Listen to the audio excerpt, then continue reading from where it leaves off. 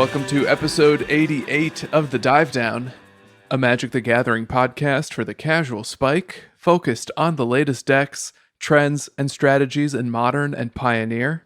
My name is Stanislav here in Chicago, and with me on the line from Denver, Colorado, it's the one and only Shane Beeps. Stanislav, what's up, my friend? I feel like I'm getting a wider angle view of you today. Like I'm seeing like some furniture, eight different backpacks. Oh, I'm really leaning back. There's only 2 backpacks behind me today, and my camera bag, I guess.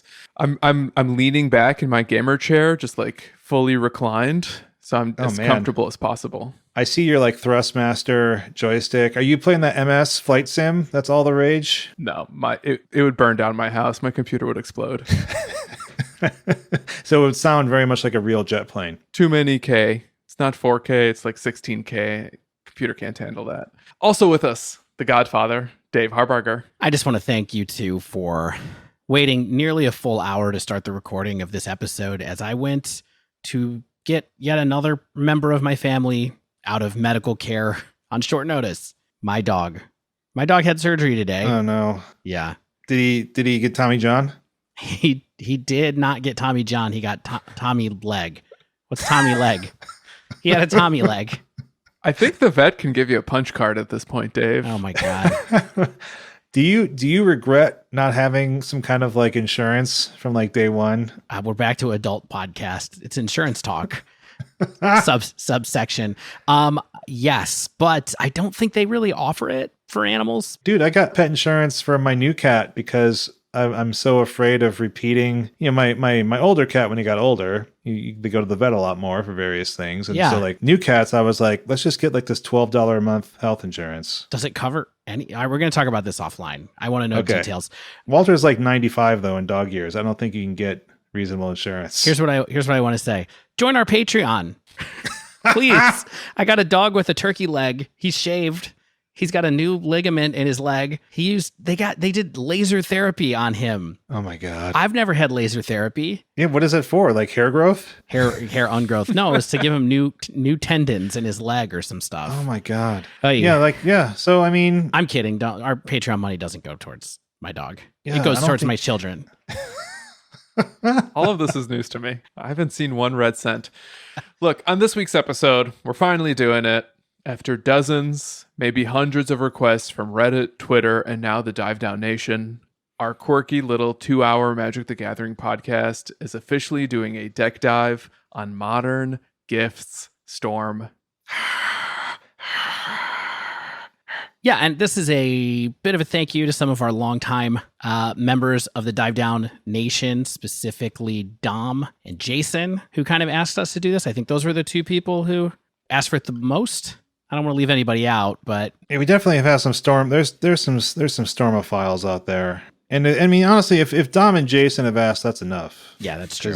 They're always there. Yep. Before all that, though, we're breaking down some recent Modern tournament data that we've collected and see what this healthy metagame everyone keeps enjoying is all about. But first, what's all this then? I think it's time for housekeeping. Wow, this is the most hotly anticipated housekeeping segment we have ever had here on the Dive Down. That's right. We're doing our live drawing from the weekend's Twitter giveaway for what is it? It's not Modern Horizons. It's Double Masters VIP. Yeah, it's a VIP booster pack worth about $100 USD. So we've had 140 entrants. Really? Yeah. And I have them listed in a spreadsheet. My co-hosts have not seen the spreadsheet, as far as I know. Hold on. Is that on our Google Drive? No, you're not supposed to look at it. Don't look. We're not going to look at it. I want to create the SHANE Beefs. It's Shane Beefs, remember.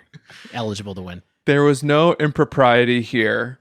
I've randomized all the entries and I've developed a random numerical system to pick our winner. And what I'd love the 2 of you to do is pick a random number. Were we the seed numbers? You're each going to give me a number. I'm going to find the average of those 2 numbers and That's going to line up with a row in my Excel sheet, and that is how we will draw our winner. Hold on. So we could the average of two numbers. Yeah. Well, yeah. The average of two numbers is the winner, and you guys just have to each give me like a number between 1 and 212 because this seems. Hold on. So we basically you've randomized it. It's not an order of any like recency of retweet. No. So you just got some names, hit random. Just give me a number between 1 and 140. That's how many entries we'd had. Okay, 137. Okay, Dave? I'm gonna say 3. All right. The average is 70, and our winner is at the Joe Cheney. No! Wow. Oh, Joe, congrats, buddy. That's amazing. Joe's a local. He's a patron. We had a lot of patrons enter this contest, so I'm not surprised that they entered. This is cool. Maybe we can even hand deliver it to them. Oh man, Joe Cheney. Joe's the heel of the Slack too. So Joe, I love you, Joe. We love you, Joe. He's the John Cena before John Cena became, the hero to children the world over. No, I'm actually really Joe's cost per word is now like it's his income per word on the Slack is like 0.0000001 cents now. I also think the Slack is going to be thrilled that Joe won just because he's such a regular. Yeah. All right. Congrats, Joe. We love you. You know that. Good natured. We talk about Joe a lot. Like he used to, back in the before times, like he lent me his Jund deck to do the Jund dive down. We see him at the LGS all the time. So I don't think it couldn't have gone to a more deserving person. That's hilarious. That's so perfect. You're welcome that I picked 3, Joe. Seriously. All right. Tell us about the new patrons. All right. New patron, Trevor G. Thank you and welcome to the Dive Down Nation. We appreciate you joining up. Kyle A, thanks for increasing your tier on the Patreon. And Dave hinted at the Patreon earlier. For all of our dog medical needs, you can go to patreon.com/thedivedown. We're going to put a new tier in that's going to be above the tiers that we have right now, I'll send you some pictures of my dog. I'll send you maybe like some of his hair or something as a keepsake. Dogtrin. So what we really do with that is you all can give us a little bit of your cash every episode, and you get perks like some swag, some access to our Dive Down Slack, as we mentioned. Lots of good conversation there every day. It's awesome. Yeah, welcome. Come on, get in there if you want to. If not, that's cool. We're here. We're free every week. But thanks for all of you who are there. There's another way to support the show, and that's with Mana Traders. It's an MTGO rental service. Maybe you've heard of it. For a certain amount of money per month. I don't even remember. They've got multiple tiers, so that number moves around. But if you sign up for Mana Traders and you use coupon code TheDiveDown, you get 20% off your first 3 months of a Mana Trader subscription. It also helps support the show. You can play a bunch of Magic Online with practically any deck. I think it's worth it. We were subscribers of Mana Traders before we were sponsored. I think Dave mentioned it on episode 1. The roots run deep. But now that we're done with housekeeping, which is unfortunate since it's everyone's favorite part of the show, let's jump over to the news desk headed by Shane this week. All right. Since we've been focusing on Pioneer a bit in our recent breakdowns, I thought it'd be cool to return to Modern, check in on the last week of preliminaries, see what's going on in the format. So WotC has been letting us down a little bit with the data. There's like no Modern challenge data. There's only Modern prelims. So sometimes I think it's a little bit tempting and maybe accurate to say the challenges are a little bit higher quality in terms of the tournament data, but I mean, we have 5 prelims to work with here. So that's pretty good. As usual, we're going to look at all the 3-2 or better decks. Those are the ones that WotC gives us. And then the 4-1 or better kind of winners meta. And then call out anything interesting that we're seeing in the list as well. So let's get down to it. Head into the meta. We had 82 decks that went 3-2 or better in our 5 prelims. And as usual, talk about the percentage of popularity. So our top tier here only at 11%, so nothing too dramatically awful. Pretty safe, I'd say. We have Gruul Panza and Bant Uro Piles. 9 copies each, 11%, like I said. Coming up right after that, Burn with 7 copies, or 8.5%. I broke those down, and we have a single Incinerator version, 2 Lyris versions, and 4 of our kind of classic Boros burn decks. Oh. Weren't we just saying burn wasn't too popular kind of compared to the prowess style decks, and all of a sudden burn shows up here as our second tier? I mean, I think we were mostly saying that we wondered how burn was going to be in a meta that had a lot of Uro in it. That's a good point. And it still does, and it still did okay this weekend anyway. Oh yeah, for sure. We'll talk a little bit more about how well it did beyond just showing up. Following burn, we have Rakdos Prowess featuring Luris and Eldrazi Tron with 6 copies each, or about 7.5%. What's interesting about Rakdos Prowess, it's pretty much the same deck we talked about a few weeks ago. It's our red core of prowess that we're used to. Now, always has a few Kroxa, has Thoughtseize, Clean the Dust, Fatal Push, Unearth, Kolaghan's Command, and kind of the Luris package, as I think it's safe to call it, of Mishra's Bauble and Seal of Fire. Anything that you guys saw in these Rakdos Prowess lists, or seeing anything different?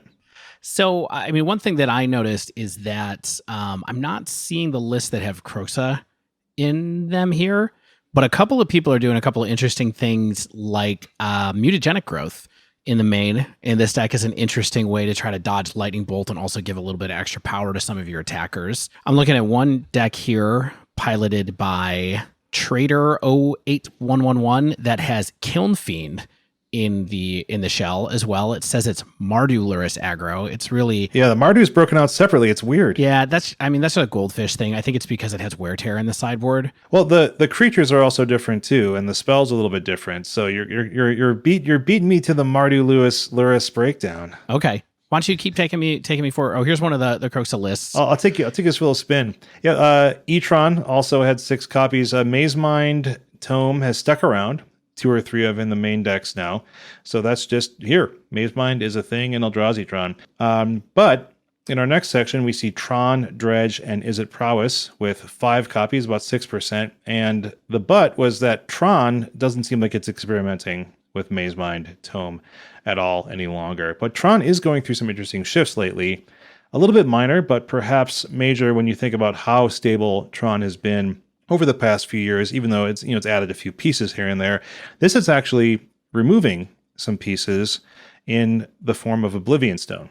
So Oblivion Stone, 3 of the 5 decks cut Oblivion Stone entirely and are adding a few Ugin the Ineffable and bumping up the creature count with a few more Walking Ballista, a main deck Emrakul the Promised, and I frequently see a full 4 Wormcoil engines in that specific build. Even as I can't really say I'm like an active Tronman at the moment. I have played a lot of Tron and thought about the deck construction for a bit, but I don't really know why I'd cut O-Stone. It's just so versatile, right? It's just so powerful in terms of cleaning up messy battlefields and that you don't know what there's going to be. Like, whether it's an artifact, planeswalker, enchantment, O-Stone can get the job done. Stan, I know that you've been thinking a lot about Tron builds. What are you thinking about Emrakul and Ugin the Ineffable? So I have been thinking about this a lot and trying to understand what's going on in the meta that may have contributed to this change. And I think this is just a shot in the dark, but I think it may have something to do with the decline of go wide strategies like humans, for example. So you have less of a requirement to just wipe the board away with O-Stone, but you still are in a meta where you have a bunch of narrow threats. And Ugin the Ineffable can answer a single threat while also providing you additional threats of your own. It can eventually convert into card advantage. So I can see it moving around a little bit and O-Stone being relevant again, if creature metagames sort of, get popular again in modern. But I think just right now, O-Stone doesn't necessarily provide as much advantage as something like Ugin could. I think it's all about Uro. It's a way to grind, and Wrath is not that good against Uro. So it needs a little bit of a game plan there, would be my guess. And at the same time, Wormcoil Engine is extremely good against Prowess. So you kind of get that, well, we're switching to a different threat. We don't need the Wraths anymore. We need some way to get some card advantage. That's where we're at. I mean, if Ugin read Exile, yeah, target permanent, that's 1 or more colors, I could see that in an Uro metagame, right? But it just destroys it. So it's you don't get a ton of value off of an Ugin the Ineffable coming down and doing its -3 to take it to 1 loyalty, and then just put an Uro in the graveyard. I mean, I know it can do anything because it's a target permanent. That's one or more colors. But if you're thinking about surgical attacks on Uro, it's not quite there. Don't forget, though, that all of these decks now have Karn the Great Creator packages, so they can fetch up their one relic as well and deal with Uro that way. Sure, that makes sense. I think it's more about what card advantage engine is good in Tron, right? And so people are liking Ugin because you can manifest or whatever that weird ability was called. And so that's nice. Like you guys said, it deals with a permanent. It's Megamorph, Dave. And it also, Mega Manifest.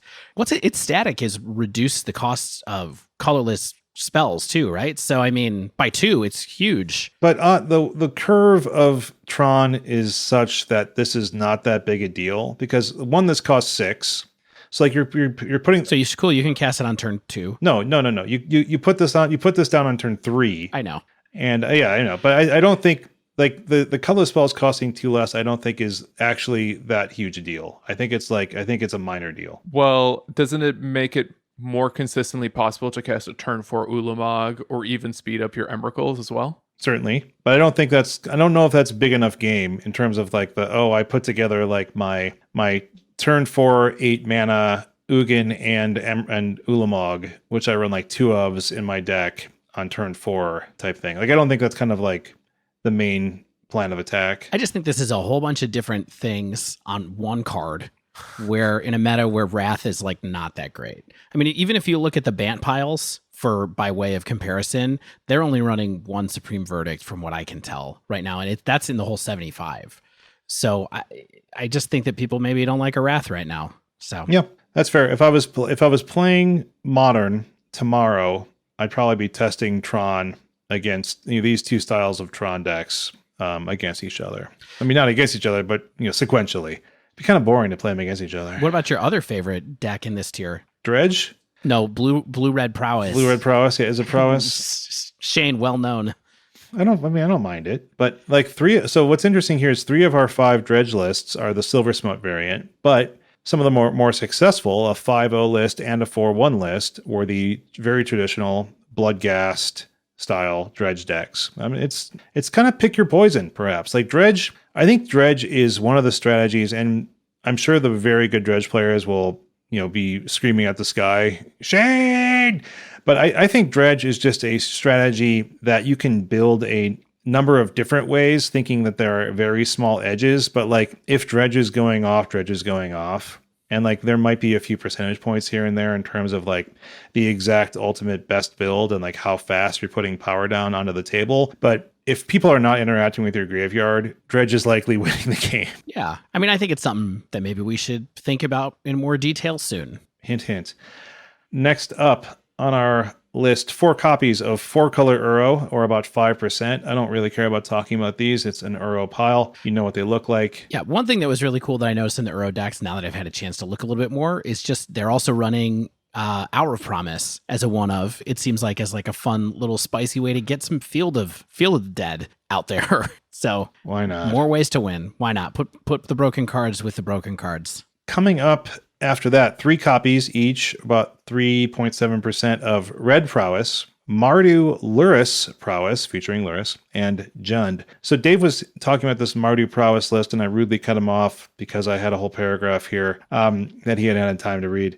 It's a somewhat interesting distinction between the Rakdos Prowess deck. It is built surprisingly differently, even though it looks really similar, and there aren't a bunch of white cards in this deck, so Mardu is a little bit disingenuous because, like Dave said, the only white card is really like Wear Tear in the side. So Goldfish being Goldfish, they're very strict about like any random pip appearing kind of makes it into like a 5-color deck sometimes. But what these lists are doing is they're running like the aggressive creature suite in red. Swiftspear, Soulscar, Abbot of Carol Keep, and Kiln Fiend, along with Luris in the Companion Zone. And the black spells are fewer in number, and cheaper than the Rakdos builds. Like there's really only a few Cling to Dust and some Thoughtseizes main. Like people aren't really running Unearth. They're not running Kolaghan's Command. They're not even running Fatal Push main deck typically because they want to keep room for their free spells like Mutagenic Growth and Gut Shot because you really want to capitalize on these prowess effects. So you have a higher density of prowess-y type creatures, and then you keep your free spells and your cheap spells like your Cling to Dust and Thoughtseizes to just get damage through. Yeah, I mean, it's just more iteration of what apparently is the metagame's aggro deck, along with Burn, I guess, and not aggro deck, tempo deck, like we talked about. But still, there's tons of versions of this floating around, and people are just experimenting, tweaking, etc. I'm surprised that if you're playing white, that you're not playing Path to Exile. In the side even, right? Yeah. Because it's cheap. It's a cheap spell to be able to cast. Like, I think the mana is such that you probably don't have enough white sources to always reliably cast Path early. If the white mana that they're really hoping to get is like for Aluris eventually, right, then it's like they probably have fewer sources than they might want to reliably run Path over Fatal Push. And they don't even want the removal anyway, you pointed out, so they're not running Fatal Push either. Yeah, Fatal Push is in the side. I think Stan's saying kind of like, if you're running Push, why not run Path? Yep. I think there's a few considerations for why. And then finally up 2 copies each of Niv to Light, my favorite non-carbonated soft drink, and Devoted Devastation. And we had 14 other one-ofs, so our other is 17%, and that's kind of something that I think we typically see as A-OK, about 20% of something we might consider other. And again, our top tier decks, or our most frequently appearing decks, were only 11% each. Wow, that's healthy. Healthy seeming, sure. Let's talk about the winners meta. So 33 decks that went 4-1 or better. Burn taking the first place with 4 copies of our 33. Wow. So 7 copies of Burn in the prelims altogether, and 4 of those went 4-1 or better. Way to go, Burn. Get your cheap Goblin guides. Yeah, it might go up to like $10 later. Rakdos Prowess, featuring Luris, Izzet Prowess, and Gruul Panza, and Ban Uro all had 3 copies in our winners meta. Tron, Mardu Prowess, featuring Luris, Dredge, and 4-color Uro, featuring Uro, all had 2 copies. And then 9 decks with 1 copy each, including things like Eldrazi Tron, which, as a reminder, had 6 copies, 3-2 or better. So it's not winning quite as much if you can consider, one random win and a preliminary really valuable data. Thoughts on this? A lot of aggro at the top of this list. A lot of aggro, right? Like Interesting. 10 of our top 16 decks. Like anything that had anything with 3 or more copies, 10 of those 16 were like a Prowess variant or a Burn deck, right? And then the other 6 were like Uro piles and stuff like that. Wow. It's a lot of Lightning Bolt decks, really.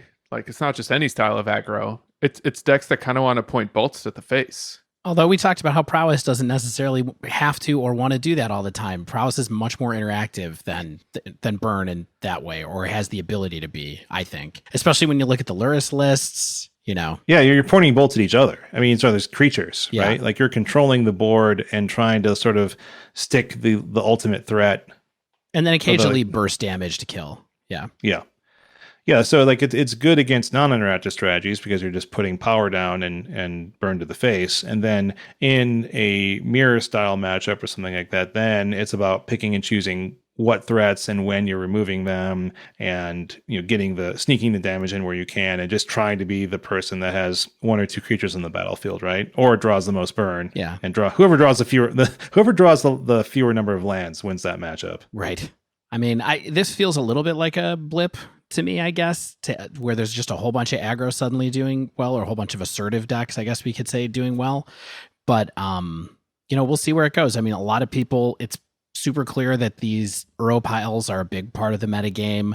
It's super clear that, Tron is a bit on the way back, even though it's not in the winners meta quite as much. And then it's really clear that some kind of lightning bolt deck is going to be there too, and that's kind of new. You know what else I did notice that's not there at all, though, is Death Shadow is nowhere in any of these 82 decks. There's not a single Death Shadow deck, right? Like, that's crazy. Like in all of these prelims, like, I mean, we continually sort of talk about Death Shadow as like one of the best examples of like a tier 2 deck in Modern, and perhaps it's just not right now. Well, I can tell you they were in the leagues, because when I did a league for Storm, I played against it twice in a row. And that How'd that hurt go? very poorly. And other things I'm seeing is like potentially on the decline. And the reason I say decline is I looked at kind of the previous year, and then I looked at what's like the last month or so. And Azorius Control, definitely on the downswing. That's more, I think, of the Uro pile style deck now. Eldrazi Tron is not as competitive as it used to be. I think we still see it show up a lot, but I think in terms of like the winning end of things, it's not quite as, I think, strong as it used to be. I think people understand it and expect it. And like you mentioned, Dave, I think Tron is kind of on the uptick again. I think people are interested in checking it out and playing with it and having some fun with it. And I think in paper especially, that will likely increase one of these years, because people are probably buying into it with the reprints that we saw. I'm curious to see if Burn sticks around, because like you said, Dave, is Burn can be a blip or Burn can be sort of a thing. Like I remember, I think early on in doing our pod, there was a good stretch of time when we saw a lot of Burn. Mm-hmm. Like Burn was just there for a while. And sometimes there's just stretches like that. Yeah, I think it preys on certain metagames. You know, when we started the pod, we were just talking about Izzet Phoenix every week, and that was a pretty good matchup for Burn. Yeah, right. Before we move out of the breakdown, I did find some interesting decks in here. It's time for my favorite part. It's time for Cool Decks Incorporated. Cool Decks Inc. First deck. And this is newer to me, but please let me know if I just missed something earlier. It's like this green-white Dryad, Titan, Valakut, Field combo-ish style deck. And it seems like it just wants to use effects like Elvish Reclaimer, Knight of the Reliquary, Ramunap Excavator, Courser of Krufix, Golos, Primetime, whatever. Gets lands on the battlefield, frequently fetched out of your library or recurred out of the graveyard. And then they use engine cards like Field of the Dead or Valakut, the Molten Pinnacle, to take care of the opponent. Note, no mountains in this deck to trigger Valakut. Bigger note, this deck is running 4 Aether Vial. It's running Aether Vial with Primetime. Yeah. So why not? So they were talking about this deck on the last episode of Faithless Brewing, actually. Oh. Because there's this one streamer who's kind of designed this deck and has been playing it and has just an insane record with it. So check out the last episode of their show to hear a little bit more about it. It's a total pile, though. Like, everyone is bewildered how this works or how this one person's so successful with it. But it seems like there's something to this like wild Maverick style creature package. Yeah, check out the sister pod over at Faithless. Another deck I liked is this white sort of Stone Hammer. I just make up deck names now. So Stone Hammer is kind of like that. It's kind of just like a cheap eggs style artifact deck. It's got Memnite, Ornithopter, Pure Steel Paladin, which is good with artifacts and equipment, and Stoneforge Mystic, which is okay with equipment, I guess. And the usual kind of suspects you'd think about in like this white-based deck, like Steel Shaper's Gift and Sigarda's Aid. And it has a bunch of equipment and artifacts that you would also expect, like Mishra's Bauble and Colossus Hammer and Cranial Plating and like a few swords and Batterskull and things like that. So it can get damage in the air, potentially, with like a suited up Ornithopter or on an Inkmoth Nexus for that really fast Infect kill. Is this just Affinity? It's rubbing my eyes. Is that you, Affinity? It's like that Tom Ross Boros-y deck, yeah, right? But it's not Boros. Yeah, so I used to play something similar like this in the Companion era when it was red, white, and it had Luris in the side. It had a slightly different creature package, though Stormforge was in it too.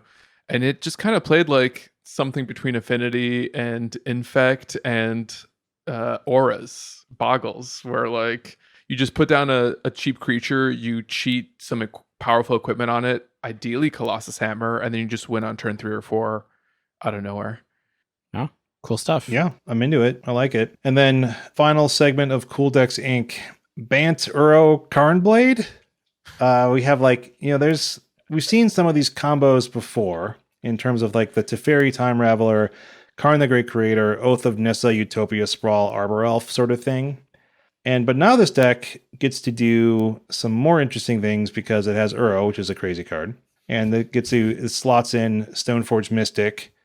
Only Sword of Feast and Famine and Batter Skull, but also has Shark Typhoon, because why not? This is a bad deck. And Monvoli Acid Moss destroys an enemy's land while ramping yourself. This card is just always kind of out there, right on the edges of about to be good, I feel like. We definitely have seen it in various decks do something. So this is just kind of like a rampy pile. It has like a pretty minimal wish board, like only a few things that are really surgical, like Torpor Orb. Note, Torpor Orb stops your own Uros and your own Stoneforge Mystics. So I wouldn't suggest that early on in the game, but I mean, you can always find value out of a Pithing Needle or a Liquid Metal Coating or a Ensnaring Bridge, especially, right? You know what I love seeing is I love seeing Sky Sovereign Council Flagship finally getting the respect in Modern. Like it's been in a lot of Pioneer wish boards, but the boat womp womp is now in Modern as well. It is such a beating against prowess. It's so good. Honestly, because it comes in, it kills something, and then they suit it up somehow and attack with it. It's actually really rough. How about this spicy card in the Wish package? Omen Machine. Have you seen this card before? I mean, I was trying to figure out like what makes this better for you than for your opponent. Do you know what I mean? It's just like, yeah, players can't draw cards. At the beginning of each player's draw step, the player exiles a top card of their library. If it's a land card, you put it on the battlefield. Otherwise, they cast it without paying its mana cost if able. I know what Stan's going to say. Hit me, Stan. Oh, Teferi Time Raveler. Yeah, exactly. It's just a Teferi combo. Yeah. Oh, it's good. That's good. Opponents. So there's countless other ways to combo Teferi. This player just chose to use Omen. I'm not sure why. I'm glad that this is why I do this with you, so that you can make me think of sick combos with the Fairy Time Raveler. This deck has everything. Stoneforge, Uro, Arbor Elf, and Utopia Sprawl. T3, Karn the Great Creator, One Volley Acid Moss. Just play it. I like Shark Typhoon. You know what I think this deck is missing is Primeval Titan. Right. Get Primetime in there. You got a stew going. And Aether Vial. Make some room. So that ends Cool Decks Inc. I think that ends the breakdown. Let's head into the dive down, where we're going to talk about Gift Storm. Stay with us.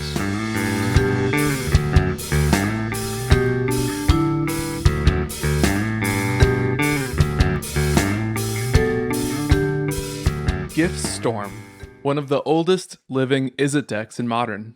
I actually need to wax poetic for a minute because playing this deck for this week's episode brought up a lot of old memories for me. Setting aside some of our personal histories with this deck, Storm has undoubtedly earned a place in Modern's most hallowed halls. It's been present since the earliest days of the format, appearing in the top 8 of the very first ever Modern Pro Tour in 2011. Now, the deck has gone through some significant changes since those early days.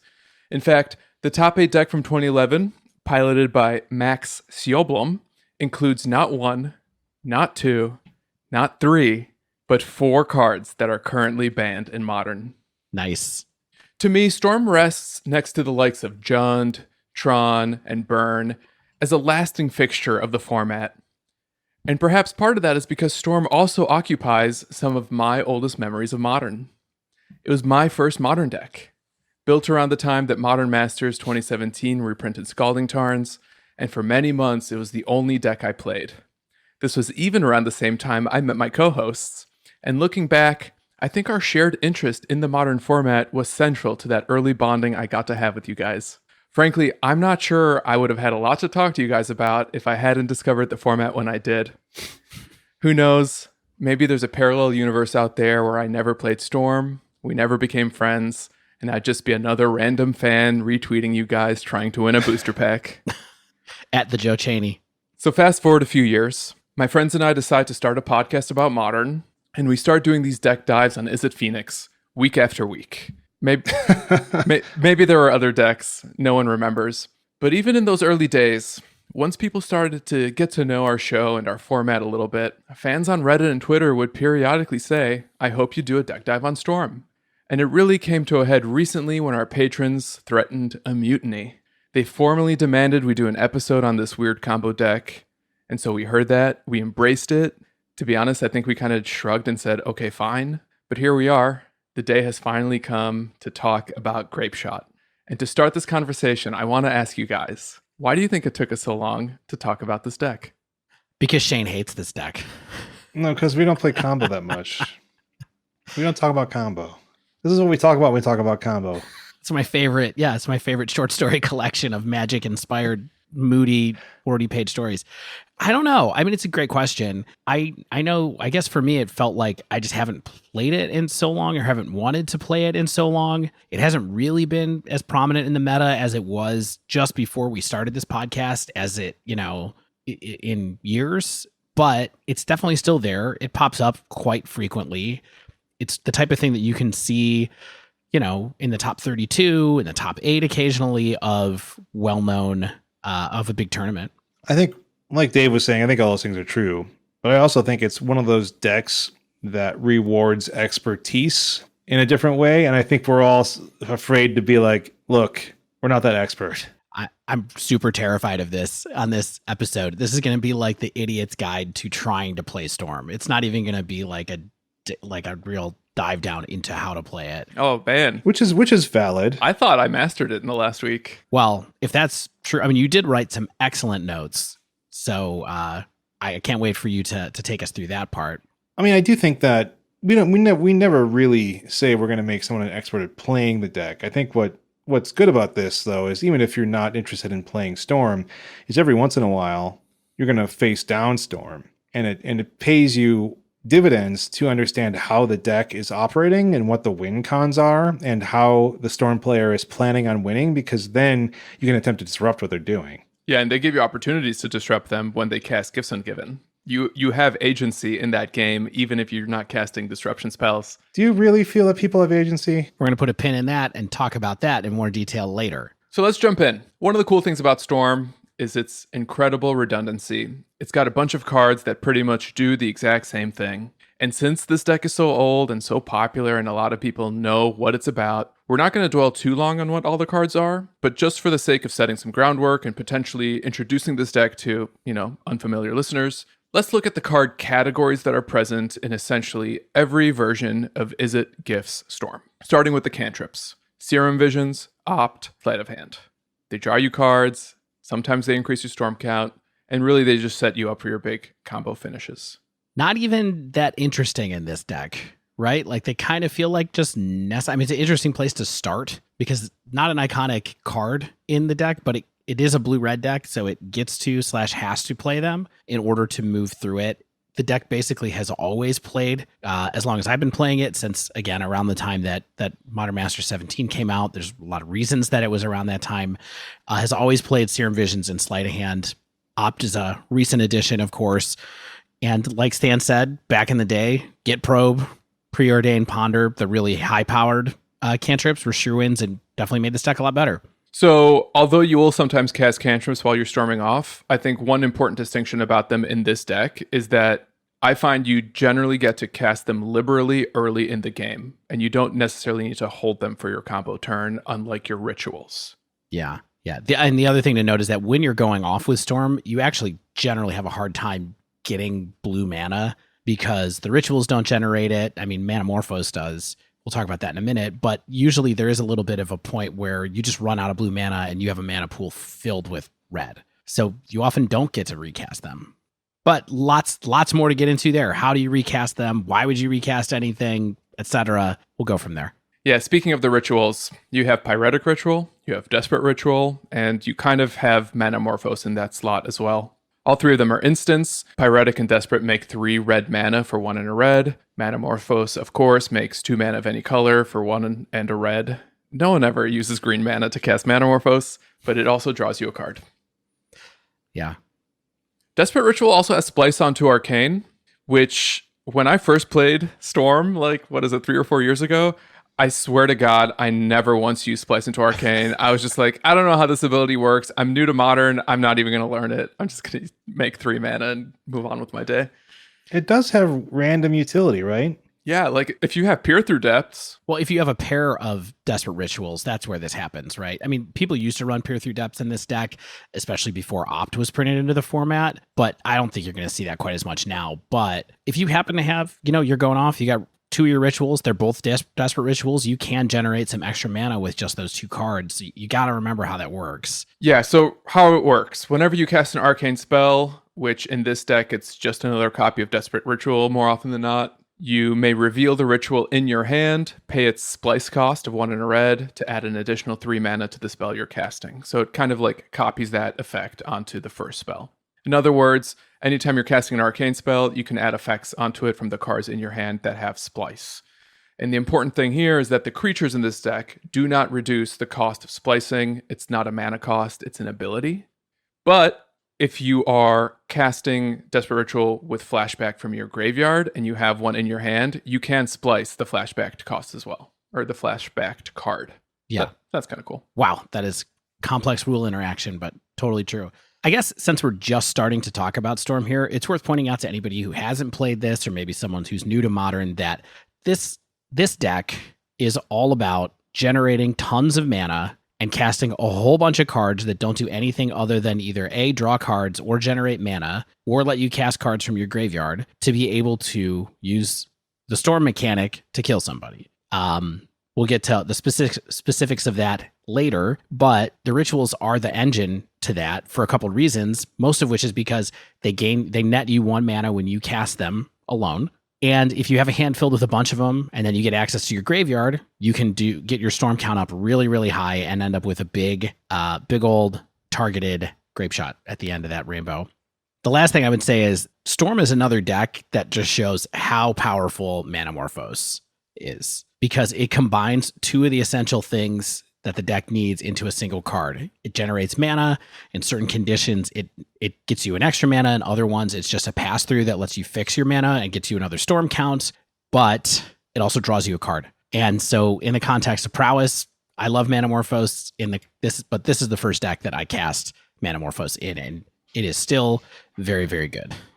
For sure. Manamorphose, I remember this is one of the cards that I think would be a frequent target of like something like an Inquisition or something like that, because of just the raw power, like you said, Dave, where it's like, it's going to just cycle itself and generate mana positivity. So it's such a powerful engine to the deck. And I just felt like that was always one of the cards that I think people would be like, I guess I got to take care of this, I think. Yeah, and color filtering is so crucial in what this card does for your big combo turns, because it lets you start to recast like your Gifts Ungiven or other blue spells. Good point. Again, once you get access to the graveyard in the way that you can in this deck. But the big key with this is that the way to turn a good turn into a great turn, or a part combo turn into a full combo turn, is to reduce the cost of your spells. Dave, how do we do that? Shane, why don't you tell us how you do that? Well, you get to cast creatures, which I like creatures, and these creatures don't really attack much. Baral. These creatures are not for you, Shane. No, these are the worst creatures. Yeah, they're typed wizard, which is Shane's least favorite creature type. Are they both? They're both wizards. I guess that's why they get the cost reduction. So Baral, Chief of Compliance. The compliance is what with accepting the fact that my spells are cheaper, and Goblin Electromancer. They do the same thing, right? They make your rituals and your combo payoffs cheaper. Baral is interesting in that it has like this little minor upside. It turns your remands into card selection spells. He's also legendary, which is a slightly different risk than Goblin Electromancer, which is not. But, of course, they both die to bolt, and they're both essentially kill on sight. Yeah. And what they do is they reduce the cost of your spells by 1 generic mana. So it makes all your rituals net you 2 mana instead of 1 mana. And so that's how you get to a point where you can generate huge amounts of mana in a single turn. The level 1 version of this deck is that you need a creature cost reducer to go off. Like that's like game plan number 1 is how to think about how to get the deck going with the plan where you have Baral or Goblin Electromancer in play. There are many other lines once you get better at this deck that don't involve that, but that's the first thing to learn is like what do I need to mull into to do I need a reducer? Do I not? What kind of situation am I in? The other thing that's super interesting is that this deck went from tier 3 at the time, back around 2017 to basically what I would call tier 2 plus, tier 1 minus in Modern with the printing of Brawl, right? Because it went from a deck that used to have a whole lot of rituals and a whole lot of cantrips originally that would storm off and kill somebody that way, to something that was using Goblin Electromancer but didn't really have enough power to make it happen all the time. And then when they printed another cost-reducing creature at 2 CMC, that made the deck catapulted the deck totally forward, and it became really the build that it is today. You know, with Gifts Ungiven even as part of the package, that didn't used to be part of the deck back in the day either. And so this is one of those things, you know, we talked about the rule of 8 when we were talking about deck building a long time ago with, you know, kind of the math episode. This is one of the best examples of a deck that went from being not that good to being very good because it had 8 of the same effect. And in fact, the one thing I would point out really quickly is that not only does this deck have 8 cost reducers, it basically has 8+ rituals and 8+ cantrips filling the real, like, core of what this deck is. This deck is made to cantrip, ritual, and cost reduce it. Yeah, that's interesting. I also wonder if the reason it was like tier 1 minus was because it entered Modern in a pretty hostile time for it too. You know, Grixis Shadow was super popular at the time. It was the tier 0, and that's like this deck's worst matchup, or one of the worst matchups. And yet it still managed to persevere. Prior to Gifts and Baral, like this was playing Pyromancer's Ascension. Yeah, that's totally right. Yeah, I forgot about Pyromancer's Ascension. And it was very much like a not that well-known deck. There were a few people who picked it up. Notably, John Finkel has been a fan of Storm in Modern for a very, very long time and was well known for, you know, once a year dusting off Modern and doing a charity stream where he would just play Storm online and show people how it was done. But that is the ultimate skill testing version of the deck. Baral and Gifts made the deck a lot more accessible to people who aren't John Finkel. Yeah, I gotta say, I'm surprised though that we didn't talk about kind of like OG Storm, like banning all the cantrips in Modern Storm, like right, like there was a gap of power level in this deck from like the Ponder and Preordain days. And what was like the truly busted card that also got banned? It was the other ritual. It was the one that makes red mana for every copy of itself in the graveyard. Well, there's two. There's Rite of Flame. That's is the one. And the other one is Seeding Song. That's also banned, which is a 3 CMC spell that makes 5 mana. And so there's multiple rituals on the banned list that would have worked in Storm that they just used to like remove to take the power down. Because if you could play like 20 rituals in this deck, there really wouldn't be any need to do anything other than that. You know, just ritual, Grapeshot. Right. Past and Flame, Grapeshot. Like that's it. Yeah. So I think it's interesting that there's like Wizards of the Coast clearly doesn't love Storm to be really strong because it's kind of not, they're usually just non-games, right? Like it's just like, I'm going to do some stuff. I'm going to do some, you're going to hit F6. I'm going to do my thing and I'm going to kill you. And so early on, this deck was crazy strong and got a number of cards banned, and then slowly has like came back to be, you know, nearly a top tier deck, and in some people's hands, a very top tier deck, like Dave was saying. And today, of course, you know, Caleb Shearer is well known as a purveyor of this deck, plays it basically no matter what metagame we're in.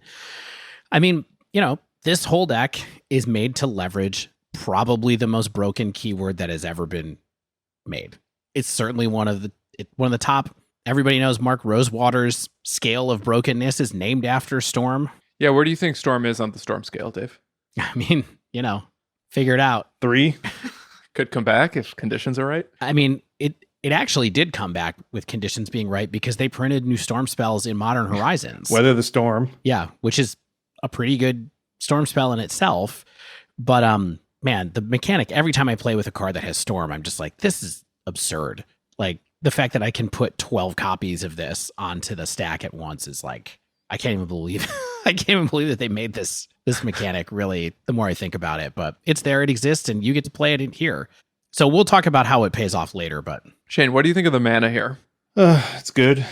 I mean, what's interesting is a couple options, right? Like you typically run like fewer than 20 lands, like 18, kind of generic. There's nothing fancy. Sometimes it's fetchless, and sometimes there's fetches.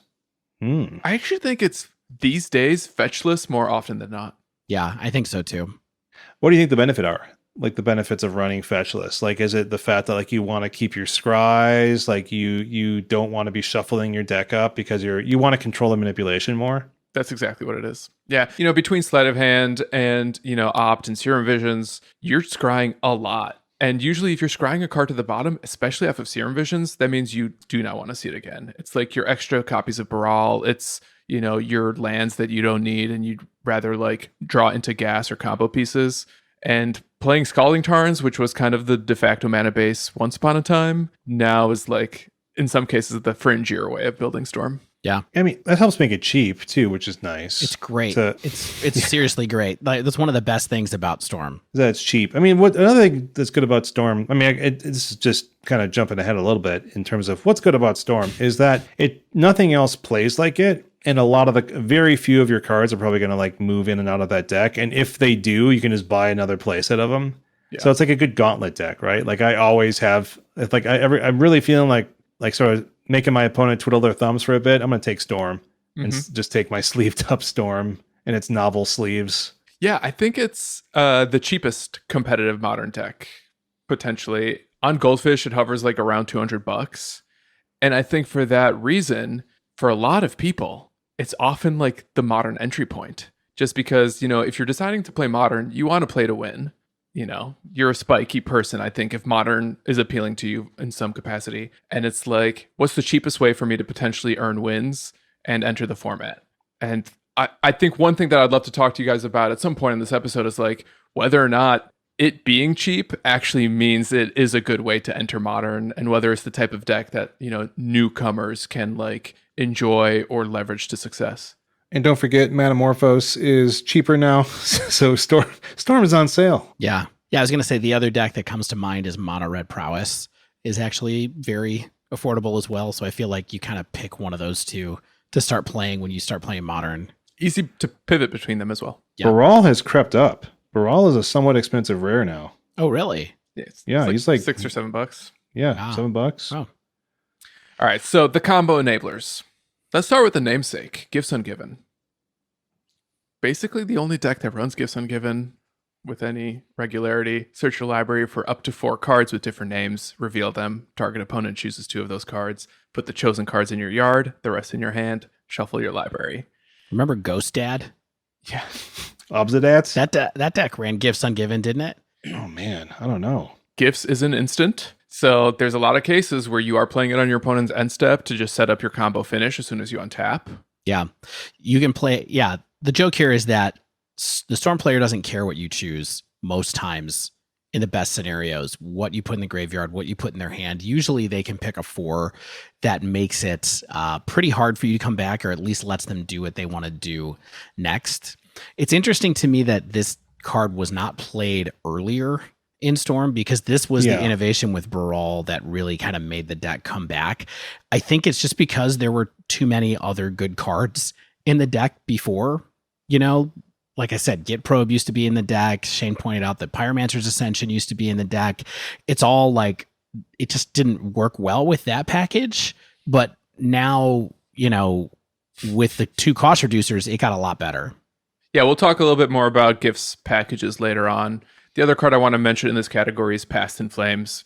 Very important to this deck, and one of the key pieces in a lot of your combo turns. Each instant sorcery card in your graveyard gains flashback. The flashback cost is equal to those cards' mana cost, and it too has flashback. It's 3 in a red for sorcery, or 4 in a red for the flashback cost. Yeah. This is one of your most common gifts targets. Other pieces will move around a lot, but you don't care if it's in your hand or in your graveyard, because you usually have ways to produce enough mana to flash it back. And then if you need to get more, you just cast another Gifts Ungiven from the yard with flashback. Yeah.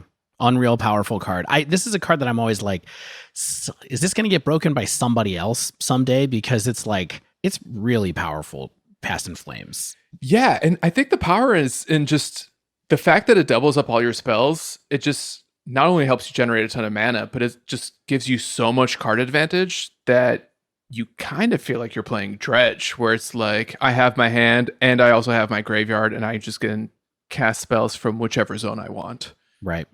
And then finally, we have the combo finishers. Most common in main decks especially is Grapeshot. I think everyone knows what Grapeshot does. This is your titular Storm spell. Also has a nice little combo with Remand that sometimes lets you win without a Gifts Ungiven. Yeah. So just to be really clear, I'm just going to say what Grapeshot does. Does 1 damage to any target. Pretty simple for 1 colorless and a red. It sounds pretty bad, Dave. Yeah, it does sound bad, but I love Gutshot, and so why wouldn't I love a 2-mana Gutshot? Well, it's 1 mana if you have Brawl out. Right, perfect. Even better. Doesn't let me hurt myself. I love it. Yeah, this card has Storm. And this Oh yeah. And so this card is super interesting in the deck, and I think a lot of the next level first off, obviously you want to try to hit somebody for 20 with it. Like that's what the thing is, or 18 or 16 or whatever they're at. Like that's the plan. Cast a bunch of rituals, cast Pass and Flames, cast a bunch of rituals, cast Grapeshot, kill your opponent. That's what you do a lot of the time with this deck. But there's other things that Grapeshot does. Grapeshot occasionally kills all of your opponent's creatures if you need more time, but still have a grip that you can make happen. Hard to recover, but sometimes it's kind of what you have to do in order to win. You do a value Grapeshot, essentially, where you 3-for-1 them or 4-for-1 them or something like that. And then Stan mentioned the fun combo with Remand, which I actually think is a pretty big path to victory for this deck. Honestly, you have to remember, like, Remand's great as a card to, like, catch somebody, buy yourself a turn, draw a card, give you some time to go off on the next turn. When you have a cost reducer out, it only costs 1. When you have Baral out, you get an extra card filter effect, which is pretty insane for a 1-mana spell to do counter target spell, draw a card, and also loot a card. That can lead you some big turns. But the real trick here is that if you Grapeshot and then put all the stacks on all the instances of Storm on the stack, and then Remand your own Grapeshot, the original copy, you can recast it and double up your Grapeshot so that you get basically double whatever your Storm count is off of just those few cards. Right. And that's helpful when you perhaps don't have a Past in Flames or don't have enough rituals to get your Storm count to, say, 20. It doesn't work if you're flashing back the Grapeshot. No, because it doesn't actually put it into your hand. If the card moves to any other zone, it's exiled. Correct. Yeah. So that's something you have to keep in mind, especially in paper. On Moto, you have to keep that in mind, but it'll at least keep you honest. In paper, it's really easy to accidentally cheat by doing that. So don't do that. Keep an eye on it. And also, if you're playing against Storm, remember that that's how that interaction works. But I think it's great. It's a way to win against someone who's gotten too reckless with their life total. If they get down to like 10, sometimes you can Remand Grapeshot someone with very, very low spell count. If someone's at 20 and you only have a few cards in hand, sometimes you can still get there if you can Grapeshot, Remand Grapeshot. Yeah. So there were, in that first Modern Pro Tour, there were 2 blue-red spells decks with Pyromancer's Ascension, but I mentioned the Max Sjöblom deck in particular because that one had Grapeshot. The other one did not. As the kill condition too. What did the other one kill with? I think it was just Ascension. Oh, just Ascension. Yeah, that makes sense. So this deck does have one other Storm card very often, and that's Empty the Warrens, which is create 2 1/1 red goblin creature tokens. Very often it's in the sideboard. Sometimes you see it main. It just gives you a nice plan B if, your opponent maybe has like Leyline of Sanctity, or maybe you can't get your Storm count high enough to, kill them with Grapeshot. You will eventually produce enough goblins that like it either stalls out the game or a couple combat steps wins you the game. Yeah, it's good insulation against like a surgical type effect, right? Yeah, it's also actually another way to have some kind of interaction in the Storm deck, because it's a good card to have access to if you're playing against an aggro deck, so that you can do kind of like a value you can do a value Empty the Warrens. And so maybe you have to block a little bit to buy yourself some time. You make yourself 8 1/1s with a minimum amount of effort and kind of continue to get there. That can be good. And then, yeah, this is another one where low Storm count can sometimes get you there if someone doesn't have a way to kill a lot of creatures. One other card I would throw in here, by the way, just for like the fun flex, is Ignite Memories, which is a really wild card that Caleb Shearer tends to run in his sideboard. It's another Storm card. What it does is it lets you randomly choose a card from an opponent's hand and deals damage to them equal to the casting cost. And so it's just another way to maybe win with a low Storm count if you know that your opponent has, say, like a lot of medium-sized cards in their deck. So maybe you're playing against Tron or E-Tron, I think that's what it's for, but it's also just another path to victory against surgical effects too. So yeah, to be honest, I didn't play any of the lists with that card. Rather, I played the list that had 2 Aria Flame. mm-hmm. So Aria Flame, do you guys remember this card from Modern Horizons that we thought was not going to be good, and then it ended up being like actually somewhat relevant? It actually made Izzet Phoenix into even the best deck, other than once Hogak was gone. But yeah, and you know what? It still sees play in Storm. I think you bring in this card against some of the hate that opponents play against you. That's kind of when it's really good. So, like, if your opponent has a taxing effect, like Damping Sphere or Eidolon of Rhetoric, for example, and maybe you can't cast more than like 1 or 2 or 3 spells per turn, Aria Flame doesn't really care. You know, Aria Flame just kind of says, like, as long as I can play a spell or 2 every turn, I'll just get you dead in a handful. Yeah, important to note all the different paths to victory that this spells deck has, right? Like it has the direct damage version, it has the we're going to creature attack you, it has the weird ignite memories version, which maybe has its uses, and then Aria Flame for helping out, like Stan said, when you have some hate against you. All of these seem like they are diversions from the plan if you take them at face value, but the truth is what the deck wants to do is get value off of casting lots of spells. It doesn't necessarily have to be storm spells, right? It can be anything that pays off cantripping and ritualing. So those are the cards. We need to take a second to consider Dave's question, because I think it's a very important question that has many different answers. Which question is that? Does this deck seem fun? Why would someone play this deck? Stan infamously has told the story on here a couple of times where he went to regionals, Star City regionals. And one thing everybody should know about Stan, if they don't know about Stan, is that when Stan goes to a tournament, he goes to a tournament. You will not find Stan X3 dropping. No way. Stan plays every round of the tournament. Me, if I'm 1-3, I'm hitting the Arby's and heading home. It's time for a Taco Bell run. Exactly. But Stan will be like, he'll start out a tournament. He'll be like, yeah, I'm 1-3, but I'm going to keep playing for a little bit. And then he always like gets back there, but he always sticks in and plays all 9 rounds to see where it goes. So infamously, during Stan's first year of playing Modern, and you know, was Modern really sort of like your first pass at like competitive Magic in general? Like, was that when you started going to bigger tournaments, or were you doing standard and stuff? Modern was the first time I started going to like big Comp REL 9-round tournaments. Right. Though I started playing at like the LGS level via draft, and then I upgraded to standard, and then like my beloved standard deck rotated out, and I was like, well, this sucks. Yeah. And that's right when you met us and we were like, hey. Yeah, I met these cool dudes. Someone invited me to a group chat with a bunch of strangers. That was like, maybe if I spend $200, I can impress these people. That's all it takes. It worked. Stan's very impressive.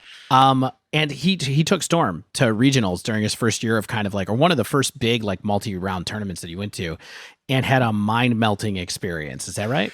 Yeah, thanks, Dave. Yeah, I played all 9 rounds. I went 2-7.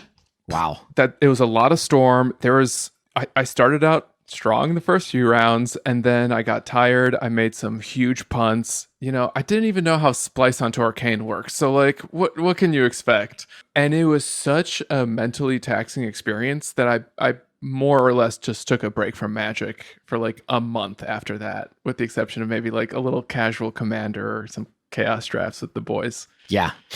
This is what Storm can do to you. This is your brain on Storm. Yeah. You know what I mean? And so I didn't bring that up to like blast Stan, but to be like, this deck is not easy to play and it requires a lot of attention to detail. Totally true. And not only that, but I'm pretty sure after that tournament, like I sold my gifts, I sold my Paths in Flames and maybe my Manamorphoses, and just like never played Storm again. That was basically when I started transitioning to like Kiki and Blue Moon strategies. Because I had these Scalding Tarns. What else am I supposed to do? I mean, yeah, that makes a ton of sense to me. So anyway, so why would people play this deck? Like, what's the appeal of a combo deck in this sense? And what's the appeal of this deck specifically? Stan, it's been a couple of years. What do you think now? Now that I've had a little bit of time away from it, played against it a bunch of course, and like now revisiting it for the first time in a few years, I have some theories. Maybe you really like combo and especially just like doing math while you play games. And you're not doing like high level algebra, but like you have to go +2, +2, +2, -2, +2 a lot in the same turn. And like maybe that comes natural to you and you even enjoy it. So I think if you like math, maybe you like Storm. Maybe you never want to think about combat ever. Some people don't want to think about battlefield combat. Shane, on the other hand, loves to think about battlefield combat. Don't you think that's part of it? Like, if there are certain parts of the game that just like are a little less interesting to you, like turning creature sideways just like feels like too new school magic, and you kind of just want to do powerful spell-based old school magic, like Storm kind of tickles that part of your brain. Yeah, absolutely. I mean, I think that this is very much, I mean, math plus what Stan is talking about. This deck is a brain teaser, right? It's a puzzle. And if you are a person who likes puzzles and likes figuring out how to use all the different pieces and knows what the plan is and where to go next, you can plan out a lot of stuff with Storm without, and run your script and have like pretty good success that way. Not every deck is like that. And many decks, even ones that are assertive-y aggro decks that have plans, have plans that involve like you setting what the plan is for the game, aren't even as like determined as this is. Here's another theory. Maybe you actually never want to worry about your opponent's removal spells at all. We mentioned how Baral and the Goblin are lightning rods. You can win without them. It's harder, but it's possible. You can also win with like the removal on the stack, not infrequently, I feel like, too. Yeah, you have to do that where you play it and then it's on the stack, you know what I mean? Like you have to play Baral the same turn to make that work, which you can, absolutely. But you can do all your ritualing and all that kind of stuff and then get a Past in Flames out and get enough kind of, start getting one off of each ritual when you flash him back instead and definitely get there. So that's one of the things that's the most annoying when you're playing against Storm is that it does feel like half the time it feels like your removal matters a huge amount and the other half of the time it feels like it doesn't matter at all. Shane, if I'm hearing you correctly, I feel like what you're saying is you get your Storm count up with like all your rituals and maybe some ops at instant speed while your opponent's removal spell is on the stack. Yeah, that happens all the time. That happens a lot. Yeah. You can even cast Gifts Ungiven in that situation where you ritual a bunch up, Gifts Ungiven, get the cards you're going to get back from Gifts Ungiven, cast those two, and then you have to stop and cast Past in Flames and then move on. But yeah. So maybe this is an appealing deck for new players who want a cheap path into Modern. We mentioned that recently, but perhaps that is like a subset of Storm players. It's just like, this is what I could afford. Why not? Yeah, I mean, I think this is an interesting point. You were hinting at this a little earlier. What do you think of this as someone's first deck in Modern? I think I can argue both sides. Because on the one hand, like, yes, it's super complicated and nuanced and you have to like solve a different puzzle every game. But on the other hand, like, there's all these parts of Magic that you don't have to worry about or think either. And you get to have this tunnel vision that you hone and practice and master. And then like when you're ready to play mid-range, you start to learn those styles of gameplays as well. Yeah. I think it's interesting. I think it's like you need to really challenge yourself if you're going to pick this deck up and just think like, do I enjoy Magic the puzzling? Like those Mark Rosewater puzzles, or do I want to do stuff that's more interactive with my opponents? This isn't for you then. It's cheap, but I think it can be a good entry to Modern. I feel like the way that it works is sort of indicative of what Modern is or can be sometimes, right? Like sometimes Modern is about really nuanced interactions like Stan was saying, and other times it's about ships passing in the night, and this deck definitely has both of those aspects.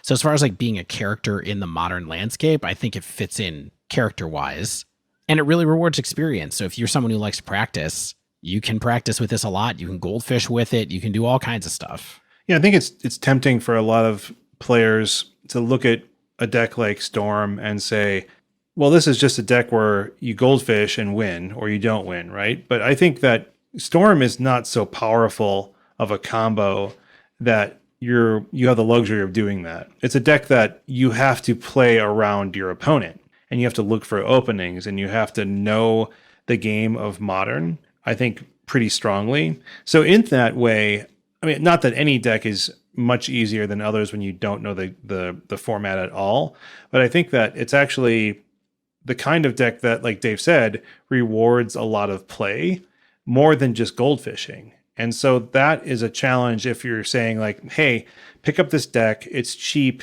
you start playing Modern, because I think that even more than many other decks, it has a lot of areas where you need to be able to play around removal or know when to time certain things and understand what your opponent is doing more than maybe some other combo decks. Do you think that's true?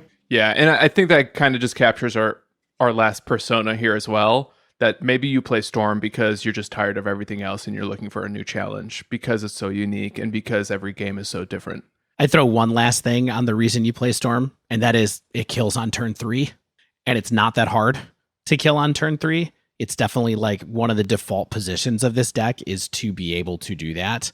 And so if you are in a metagame where you feel like you need that speed, or it's conducive to it's conducive to not having your hand messed with and you want to go fast, like Storm can be good. If you like manipulating dice in a paper game. Yeah. If you like counting up mana on tab, like, you can't use dice anymore in a competitive setting. You have to write it down on a notepad. Yeah. And I practiced that for this episode, and I gotta say, writing on a notepad makes it so much easier because the patterns are there. You don't have to like fumble with dice and find numbers. You can just add 2, it's 1, 3, 5, 7, 9. It's so easy. Have you seen Caleb Shearer play this in paper though? Like, he knows where the pips are. He like moves the dice so fast. That is pretty amazing. All right. So we've talked about why you'd play this deck. We've talked about what's in this deck. Stan, what do you think is the next thing to talk about? There's a lot of decision points here. We talk about the puzzle, and sometimes it feels like this deck, yes, it wins on turn 3. Of course, it can even win on turn 7. It's got that like Ryan Overturf rules of Modern. Mm-hmm. Sometimes, are you really solving a puzzle? Is it just running on autopilot? Sometimes can you get in situations where you can never solve the puzzle? Is it fate or is it predestination when you're playing Storm?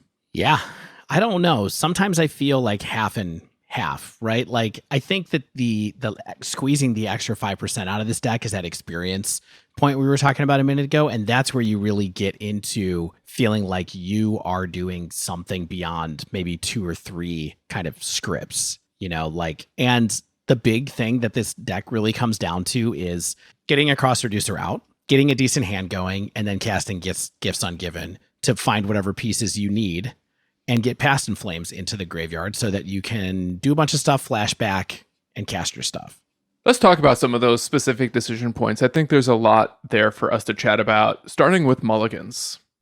Whether or not you need to like draw until you find a cost reducer, or whether or not you have other stipulations when you try to mulligan. Because I think it changes based on what you actually draw. And like, this is a deck where I would sometimes just keep a 1-lander because I have Opt, Serum Visions, and like, a 2-mana spell, a Manamorphose, or even a cost reducer in there. Just because like you have so much cantripping, you have so much velocity and deck manipulation that like finding that second land is actually not that hard. Yeah, I mean, I feel like the interesting thing here is, I guess, one of the worst hands that I feel like you can get that looks good but probably isn't good is like Goblin Electromancer, 3 rituals, and 3 lands. Yeah, like that seems tempting, right? For me, at least. It feels like you have all the pieces, but what you don't have is any way to drive through your deck and look for cards. And so I feel like you're kind of like, yes, I have everything that I need, but I feel like the hands where you have redraws in your opener, your Manamorphose, your Ops, when you do get a Gifts Ungiven that you can work to in your opener, feel a little more stable to me as far as mulliganing. I could be wrong, but that's just how it felt to me kind of playing with it recently, and also probably the way I thought about it a few years ago, although, as bad as I am at Magic, I'm better now than I was in 2017. So I think, maybe my attitudes have changed a little bit, but I feel like I would want to have some velocity through the deck less than being set up with a hand that I felt like was getting me directly to my end game somehow. I would keep that hand. Stan? You would? No question. So here's why. Your deck has all that redundancy. Like, your chances of drawing either a Serum Visions or one of like your big combo pieces, especially Gifts Ungiven, are really high. And I think like, because you're never winning on turn 2, so you essentially have 3 draws to get there. I actually think like that hand seems okay because once you find gifts or Past in Flames, you're getting a high storm count. Yeah, but you don't have a payoff unless you don't have any way to get to gifts. Yeah, I mean, really, that hand just needs gifts. Like, it needs gifts more than Past in Flames, of course. Right. So it's kind of like, how can we get to gifts? Right. And we don't play merchant scroll anymore. So like you have to either draw it or cantrip into it. Right. There's a couple of weird things like that I thought were interesting in the deck now. And one of them that we'll talk about in a minute. Are there any other mulligan things you want to talk about? I feel like I never want to side out repeal. And that's a lesson I had to learn the hard way, where I was like, it's a one of, I'm trying to find room for like a sideboard card. Let's get repeal out of here. And then I always regret it. And I think I was playtesting with my buddy Martin, and he kind of helped me come up with this maxim of just like, never side out your one-ofs. They're kind of there for a reason. Yeah, I mean, they're there to be gifts package targets, right? So, look, the next thing that we need to talk about, after going through a little bit of mulligan thinking, is the actual gifts packages, which feels like it's very one of the most important moments in the deck. But a large percentage of the time, you're going to pick from a couple of different packages that are pretty well worn. Yeah, this is the decision point where you might lose because you grab the wrong cards. Like physically grab the wrong cards. Yeah. Grab your opponent's cards and run. Like you didn't make the wrong decision. You just held out. Oh, this is a basic island. So Stan, what do you think? So in my mind, the baseline level 1 gifts package is 2 rituals, Past in Flame, and Grapeshot. Right? Yeah, this is really great. Like, if you spent your first couple of turns cantripping, if you have maybe another ritual or 2 in your hand so that you can like generate enough mana to either flashback Past in Flames, or if they make you bin your rituals, then you can still get that Past in Flames off of whatever's in your hand. Yeah, and this is a situation too where you have a cost reducer in play already. Like when your game plan is going the way it should go, this is where you're gonna gifts for. Yeah, and I do think there is a second most common one. When you have a gifts and a Grapeshot, but no Past in Flames, you probably want to grab like Ritual, Manamorphose, Past in Flames, specifically to bulk up your storm count and just like go to town. Because, again, you have that cost reducer in your hand and access to recast Gifts Ungiven out of the graveyard. Yeah, I could totally agree with that. All right, so what if you don't have a cost reducer, but you can just cast gifts? Where does that go these days? That's what I was trying to figure out, because, you were talking about a couple of the other cards that this deck used to run. Like it used to run Merchant Scroll to help give you a way to tutor up gifts, which is like a nice thing to have, because then you could cantrip into that, or you could also like gift scroll for a remand or something like that. But what this deck used to run to help with the cost reducers is it would run a single copy of Noxious Revival. Yeah. So that you could get Noxious Revival, Baral, and a Goblin Electromancer, and then you're guaranteed to get a cost reducer off the top if they put those in the bin and gave you the Noxious Revival. And you get it right away, because if you cast it at the end of their turn, Noxious Revival is actually an instant, and it's Phyrexian mana, so you could just do that, draw it, and kind of go on your way. I'm not sure why it doesn't do that anymore. Do you have any thoughts about that, Stan? I really don't. Because I think that there's probably, I guess that what's going on here is that the lines where you try to win without the cost reducers must be better than they used to be, or people must be more comfortable with that game plan. Because there's so many times where, I mean, you're pretty likely to get at least one cost reducer, but you're also very likely to have one killed at some point during the game. So I think it must be that there's enough outs or enough ways to win without them that you just don't need to be able to tutor them up. All right, I want to hear your reactions to my personal favorite gifts package. Ritual, Past in Flame, Gifts Ungiven. Sure. I feel like a genius when I gifts for gifts. The double gifts. The double gifts. I think the reason gifts is the namesake card is because when you cast gifts, the expectation is that you set up your win. But realistically, sometimes you don't have the cards in the yard or the cards in your hand to guarantee a deterministic win off of that first gifts. And that's when you just get the second one, dog. So what do you do in that situation, though, where so I guess when you're Past in Flames, what you're saying is you'll probably get 2 rituals off of that. And then you will flashback, have enough mana to flashback, and then cast gifts again out of the graveyard, and maybe even cast the one you just cast again out of the graveyard, so that you're just going like wombo combo with it. Yeah, if you need to. Like chaining Gifts Ungiven is just one of the ways not only to pad your storm count, but to get you card advantage, because you're paying for 1 card and you're getting 2 in the process. And if you're making the right gifts choices based on the context of the game, you will always set yourself up to get like 2 cards in your hand that will impact the board. I want to check one little thing quickly, something that comes up in Storm quite a bit is what cards have flashback and what cards don't when you cast Past in Flames. So something you have to keep in mind when you cast Past in Flames is that only the cards in your graveyard when Past in Flames resolves have flashback.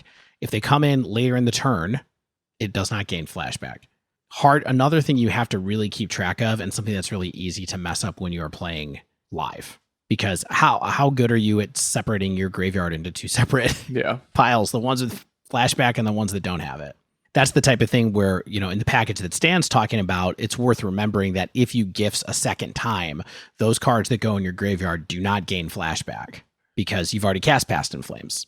So just closing out this little gifts chat, I'm curious.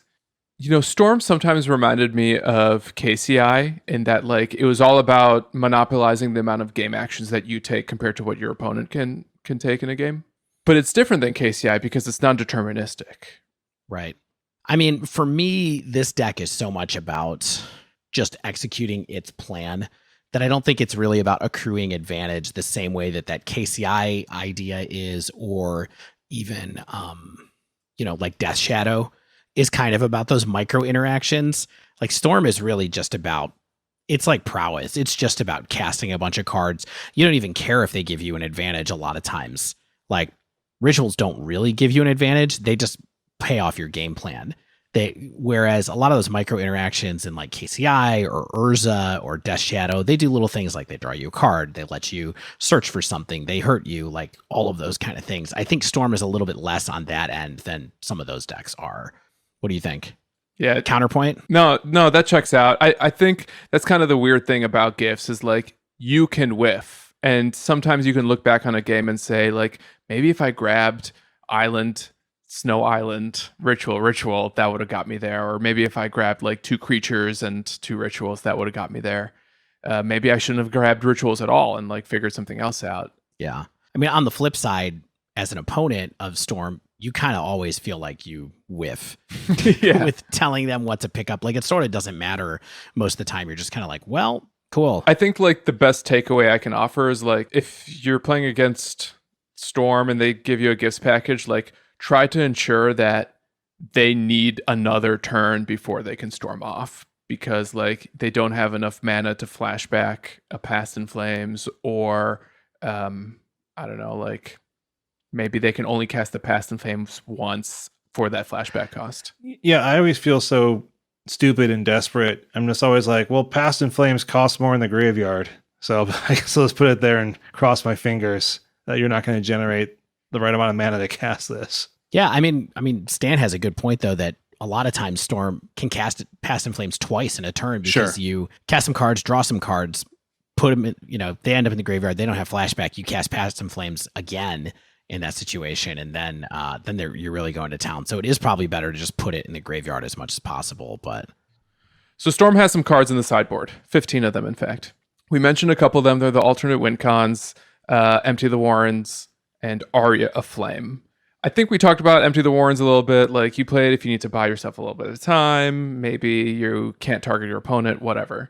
Aria of Flame, it does target the opponent. When do you think Aria is good? Is it just like because someone played a taxing effect, or are there other circumstances where you found it useful? Yeah, I think you nailed it earlier. It's taxing and hand disruption, I think, are good, or places where you're limited in the amount of cards you're going to have or the amount of spells you can cast, so you still get value off of the stuff you cast. That makes a ton of sense to me. For sure.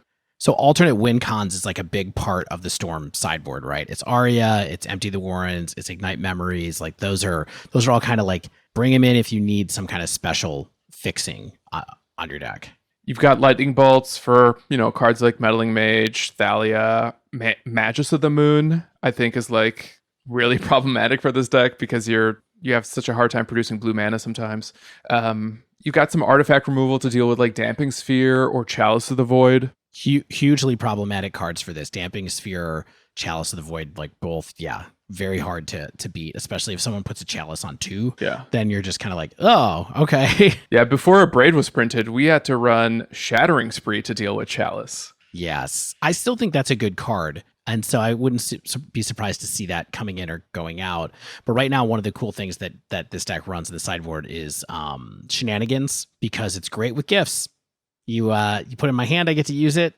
You put it in my graveyard, I still get to use it because it has dredge. So Shane, what's that weird restaurant you love with all the crazy stuff on the wall? Shenanigans? Max and Irma's, I think, was what we were looking for. All right, you got some cheap counterspells, primarily Mystical Dispute, though I actually think Flusterstorm is acceptable, or like Dispel, totally fine, just because like you want something against your opponent's cheap counterspells too, periodically. Yep. And then the last card that's in here quite often is Pieces of the Puzzle, which is a 2 generic and a blue sorcery from Shadows over Innistrad, I think. And it lets you look at the top 5 cards of your library, put 2 instants or sorceries into your hand, and put the rest into your graveyard. It is a really good card for moments where you can actually fit casting this card in. So it does a lot of work, lets you dig deeper, and a lot of times those cards just go to the graveyard anyway, so you get even more fuel for the fire, basically. I think this is good against decks that are gonna take cards out of your hand. It's good in cases where you have time to draw extra cards. It's a nice card to have an option to bulk up on what's essentially like extra copies of gifts. I sometimes feel like Pieces is really good if the name of the game is to go fast. For some of those reasons you mentioned, like I need to find my combo payoff as soon as possible, and Gifts is just going to let me dig deeper than anything else and get 2 cards. So it's actual card advantage too. Yeah. You know, the hardest part for me in like such a tuned combo deck is what to side out. Me too. And Stan, help me. I think it's like Opt. That's what I took out all the time was Opt. Yeah. Doesn't that belie your concept of like your cyclers, like your turbo Xeroxy stuff? But you have like 11 in the deck, or maybe 10. So Opt is one of the first ones on the chopping block because I just would keep Sleight of Hand and Serum Vision still. Yeah, Sleight of Hand is just better than Opt, but for the fact that it's sorcery speed. Right. And then other times maybe you shave a Gifts Ungiven here and there. Like you can take 1 down and kind of be okay. I don't know. That seems bad, but it was something that I looked at sometimes. Yeah, there's probably articles by Caleb that like provide real sideboard guides. So that's one of our blind spots. Look it up. I will say the deck I was running had 3 main deck Grapeshots, and especially if I was bringing in extra Grapeshots, but sometimes not, I would just go down to 1. Like if I wasn't particularly nervous about my opponent having surgical effects, like I've got Gifts Ungiven and Remand and Past in Flames to double up on those Grapeshots. So even having the 1 felt like a viable win condition, you know, fairly frequently. Yeah. Do you guys want to switch over to talking about beating Storm? Yes, I would love to, because I think it's really easy. Okay. So why don't we do that? How do you beat Storm, Stan? Just play any of the good decks in Modern right now. Like, I don't know if this is a hot take, but I'm just going to say, like, I think Storm is poorly positioned.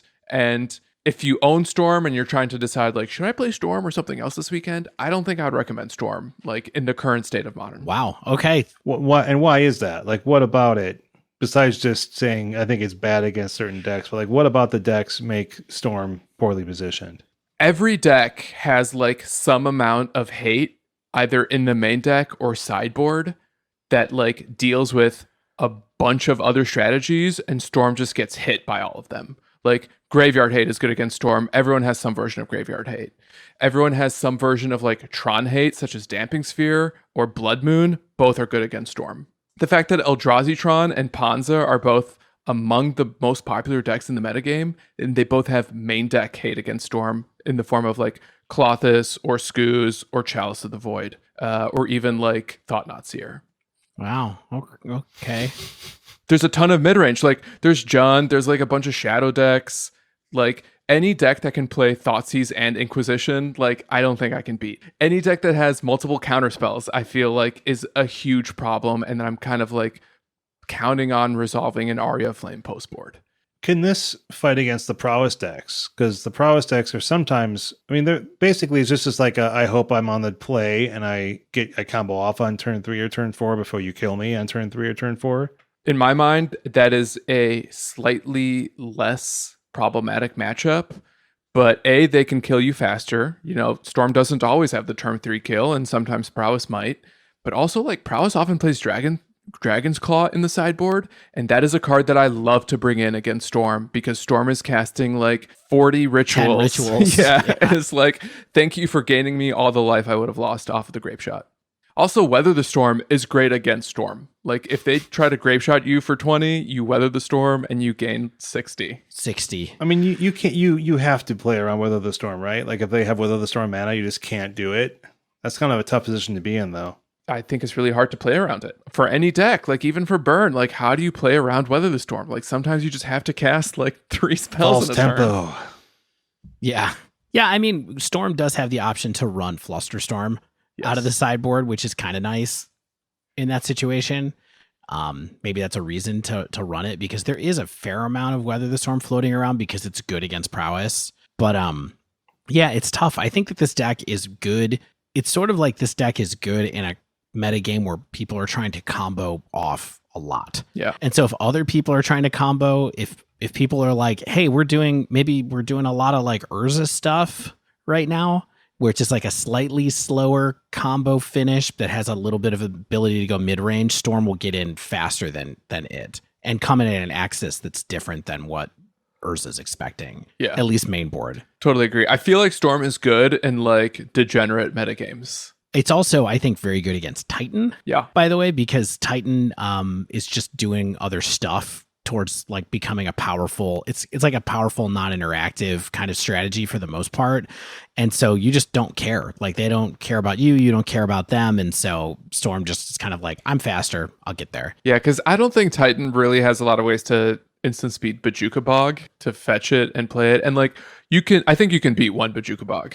Yep. I certainly did beat one Bajuka Bog in the leagues that I did. And it was surprising how much I just felt like, because I hate playing against Titan with most decks. Yeah. And I just felt like, none of their cards matter. Like, go ahead and make a whole bunch of zombie tokens. Hit me with Titan twice. Like, I will be fine. Also, I don't know if you guys remember this the way I do. I'm pretty sure I heard like a very, very old episode of like Grindcast where Colin Mullen was talking about like why they were doing so well with 5-color humans after they like first developed that deck. And part of the reason was humans is fantastic against Storm. And it was developed in this metagame that like it got to prey on one of the top decks in the format, because Thalia taxes all of your spells. Meddling Mage just lets you shut off Grapeshot or Gifts Ungiven or Past in Flames, and Kitesail Freebooter lets you pick out like really important combo pieces out of their hand as well. Yeah. So it's good. It was good against Shadow too, right? Humans was good against Shadow and Storm. Yeah. But let's talk about like some normal things here with this. Like, okay, if you have creature removal, when do you kill your opponent's mana reducers? As soon as possible? As soon as possible. There are a couple of moments to really think about, though, where if you end up like, sometimes it's good to remember that you can kill it during their upkeep, because then they won't get to use any mana that they generate to cast any sorceries. Sometimes that helps. If you kill it when there is the first ritual is on the stack, for example, is the best time to do it. So there is a little bit of a game of chicken there, where you're kind of like waiting for them to try to go for it and hoping that they do it without a bunch of extra mana open, so that they put a ritual on the stack and you kill their guy and then they have 3 mana. And it's like, okay, they still can do stuff, but they're not going to go up as fast as they were before. They might not create enough mana to get, a bunch of extra Storm going off, or they might not have enough to be able to like cast Gifts Ungiven and Past in Flames in the same turn because you've put the brakes on so hard without them being able to cast another cost reducer. Yeah, so you're kind of saying like, while it's tempting to do it as soon as possible, there's a lot of reasons to not, just to like sort of like the card or the cards have much lower value because they cast them on a turn that they thought they could go off, but now they can't. So they're not sandbagging them any longer. Right. Makes sense. Yeah. Unless they're tapped out. Like if they're tapped out, just kill it. Just go for it. Yeah. Yeah. There's no reason. That's not generating extra value. It's sort of like making the best out of a bad situation. And often Storm like just taps out for a cost reducer on turn 2. Like you sort of have to, because you get to kill on turn 3 when you do that. Yeah. I mean, a lot of times I find that when I'm playing against a Storm person and they do that, it's because they have 2. They're sort of like, I have 2 cost reducers. That's how I'm going to play one unprotected. If I would only had 1 in hand, I don't think I would go for the turn 3 kill. Right, because you regardless. can combo off the same turn you cast a creature if you have enough rituals in your hand. Yeah, and if you have enough just mana, like lands in play. Right. So. Right. I think with 3 lands, even. You can do that if you have like a couple rituals and a Manamorphose and a Gifts. That's the key. The key is that second card you mentioned. You got to be able to make red and blue mana in that situation. And so you have to have Manamorphose to do it so that you can cast Gifts and keep going. Speaking of making blue mana, I know we've already talked about the lands. I just want to bring this back. I had an innovation when I was testing this deck. I was shocked that no one was playing Cascade Bluffs. So I just put in a Cascade Bluffs. Interesting. It's great. It's so great. Like, you just make so much red mana. Sometimes you turn it into blue. Why not? You don't need Manamorphose. Secret tech. I'm a genius. Look at you. That is some secret tech. I'm a genius. Also, it just got reprinted. All right. Big cards to counter in this deck. Just remember, you can't counter Grapeshot. You can counter the one. It doesn't get rid of the copies. So you need to counter.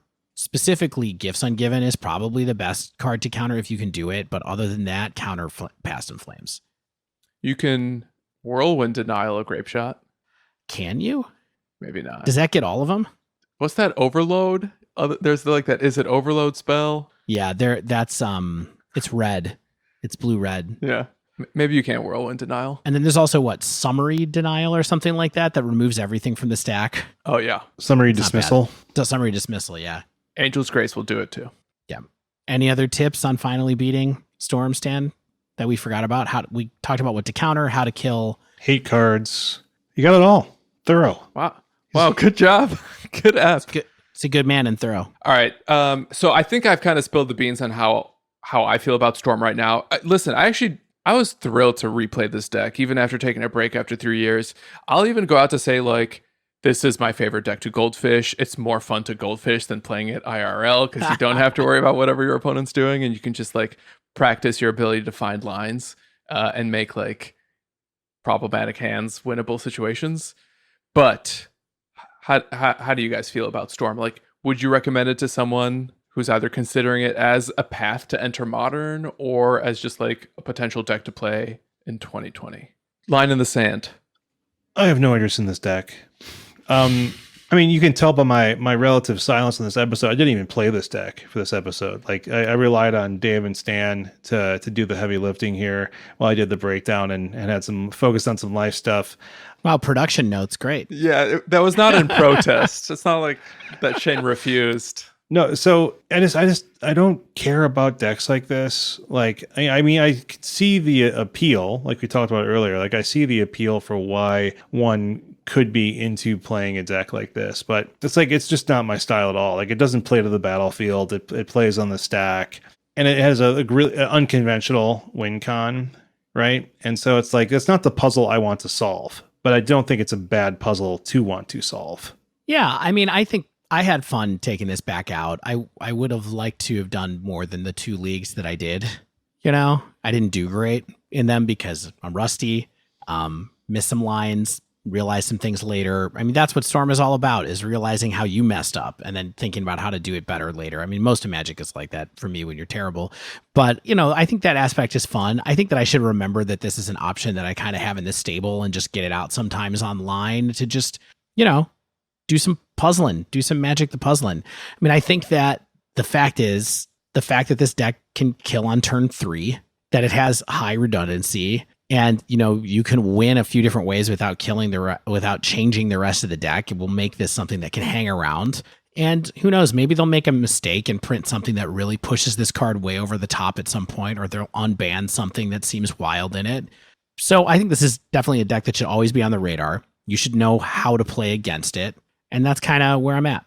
Yeah. And really learning how to play against it becomes a lot easier after you take it out for a spin a couple times. Yeah, totally agree. Because you realize how fragile it is when you're on the other side. When you are someone who just plays against it, sometimes it feels like it's always super inevitable that you're going to lose. Dave, I don't know if you picked up on this, but when I realized I was going to have the chance to actually play Paper Magic with a buddy of mine, and we played safely outdoors with masks on. Yeah. You know, I'm pretty conservative with regard to my dude. Yeah. To COVID safety. When I realized I was going to get a chance to play with someone in Paper, I just went out and bought the rest of the deck. You did? It was like $20 for like the Gifts Ungiven are so cheap. Like Gifts is like a $2 card. Oh wow. And it was like I just needed a Baral, some gifts, some rituals. It was chump change. And now, like Shane said, I have a deck for the comp. There you go. All right. Well, that wraps up our long awaited dive down into Gift Storm. Thank you everyone who kind of told us to look at this deck for like months, if not years now. I'm glad we finally did it. Brought back some fond memories, of course. We're going to take a quick break, and then I have a very, very, very brief, unscripted wind down that's almost as much for my co-host as it is for the listeners. Stay with us.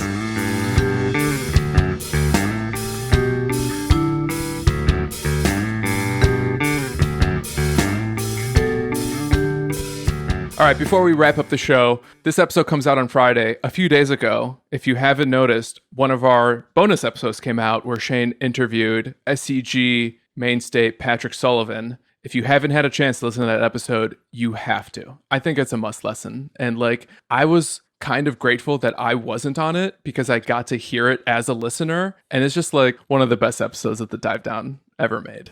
Well, I think that's mostly 98% thanks to Patrick for coming on. He is an amazing brain. He's a great thinker about the game of Magic, which you could tell if you read anything that he's written or some of his great kind of takes on SCG broadcasts. But yeah, he was awesome to interview. He also asked us to donate $100 to the Denver Justice Project. I believe that's what the name is. So we did that for him. So thanks a bunch for coming on. Thanks for wanting to give to a great local charity here in Colorado.